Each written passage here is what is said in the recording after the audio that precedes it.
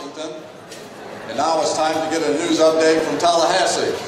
And to give us that update is Senator Mike Herodopoulos. And I will tell you, Senator, you've got some challenges on your hand, as we well know, in Tallahassee. You, along with your colleagues and the House of Representatives and the governor, and you've got some heavy duty, some heavy lifting to do, and tell us how you're going to do it.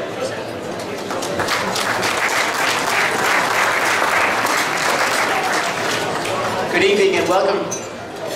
And I am honored to be here. My name is Mike Herodopoulos, and I first want to thank our chairman, JJ, for an outstanding Lincoln Day dinner. Now this is a Lincoln Day dinner. And I want to, of course, thank Chairman Young, who's done a remarkable job being the first Republican in the Florida Senate. And now we have the largest majority in the Senate history with 28 out of 40 Republicans. And I'm happy to report there are no more rhinos. I also want to thank my incredible friend, Gus Bilirakis. First in the House in the Tallahassee, now in the U.S. Congress, a true conservative. Well done, Gus. Well done. Now, when most people hear my name, they think I'm from Tarpon Springs. But I am not. My father was actually not even born in this country. He was born in Greece. And he came to America, just like many people in this very room. He was searching for opportunity and for freedom. And he was a part of what we call the greatest generation. War during the Great Depression, World War II, the Korean War, and finally the Cold War. He led, like so many millions of others, the opportunities that we share today. But too often, so many of my generation take it for granted. This year I'll be 40 years old, and it's a big year for me. But I don't see it as a midlife crisis.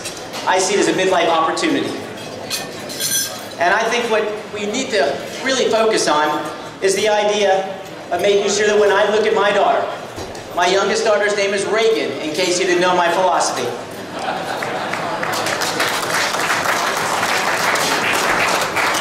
And the way that my parents led and your parents led were by example. And there's too much rhetoric in politics today. They keep thinking a speech is actually a change.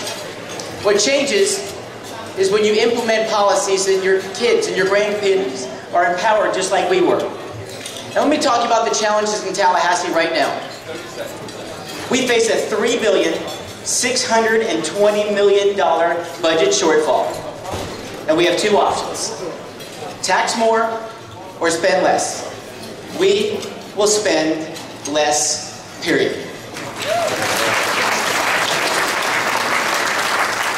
I'll also add to that the only way we spend less is by leading by example. So the first thing that I did as Senate President, other than ushering in the largest majority in Republican history, was to cut my own office by 15%. Because if we're going to lead by example. We're going to talk to agency heads and other bureaucrats and say, we're tightening our belt first, come join the club.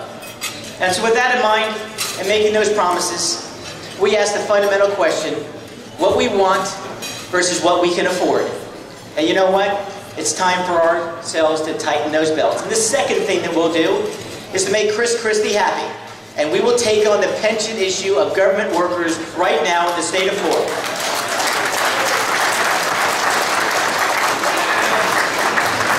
And for this simple reason, I, like Marco, Congressman Young, Congressman Bilirakis, and so many fine elected officials in the room, we are public servants. Our benefits package should never be greater than the taxpayers who pay us.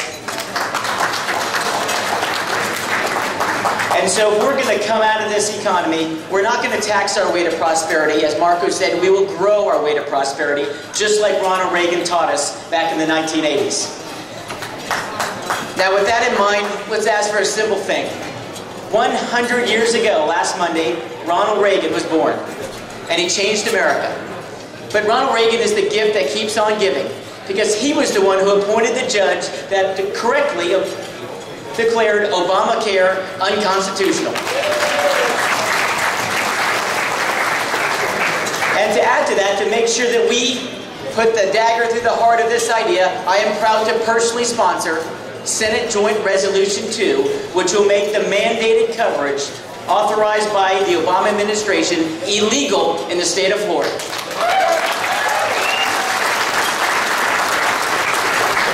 Because to anyone who recognizes this program called Medicaid will know that it is the most expensive program in the state of Florida, over $21 billion. And don't just take it from me, my wife is a family practitioner, a doctor who's on the front lines. And only in Washington could they ever say, the most expensive program, the most broken program in Washington, we're going to expand by 50%. Only in Washington. And so what we will do instead is ask for a waiver. Just as Congressman Young proved in 1996, we can change welfare as we know it and reduce the rolls by 40%. We will ask to do the same with Medicaid. And instead of empowering the government, we're going to make patient-centered health care instead of Pelosi-centered health care. And to close, I'll say this. You have our firm promise. There will be no new taxes. There will be a balanced budget. We will reform Medicaid and we will reform pensions. But more importantly, we will offer predictability, we will offer certainty, and we will offer stability to all taxpayers here in Florida so that we can bring the jobs for our kids and grandkids. Because before I tuck my daughter Reagan, our oldest Alexis, our middle son Hayden to bed, I want to make them a solemn promise. The same promise that my parents made to me. And that's the idea that we will pass along the greatest generation to the next Americans, and we will fulfill our destiny and call it not just the 1900s, but the 2000s, the American century. Thank you very much.